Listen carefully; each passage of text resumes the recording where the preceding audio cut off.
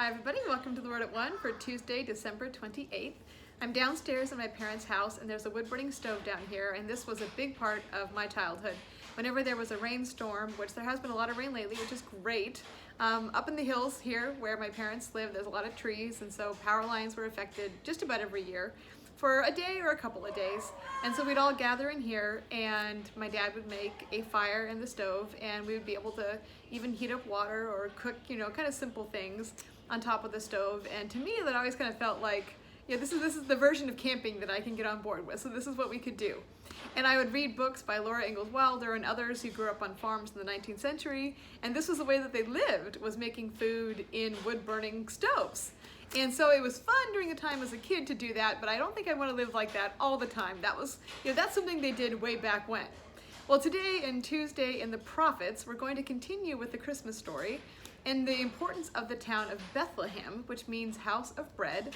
And of course, back in those days, everything was powered by wood-burning ovens or stoves, even to make bread. And so a lot of times when we think of making bread, I think of an oven or I think of like a bread machine, and they honestly made it in wood-burning types of things, that they could actually make food that way and exist that way and live that way. And that feels like ancient times. But in the verses for today, in the Tuesday in the Prophets from the prophet Micah about Bethlehem, there's an even more ancient time that he talks about. It says, "But you, Bethlehem Ephrathah, though you are small among the clans of Judah, out of you will come for me one who will be ruler over Israel, whose origins are from of old, from ancient times." So a couple things happening in these verses, that the city of Bethlehem, which was the place where David comes from, the place that we can trace all the way back to Ruth and Naomi, who would end up being, Ruth being the great-grandmother of King David, and then through David's line, Jesus coming, the Messiah. And all the way back in the prophet Micah, there is a prophecy that this little town will be important. This little town is going to have a place in the history not only of Israel, but the history of the world. And his origins are from of old.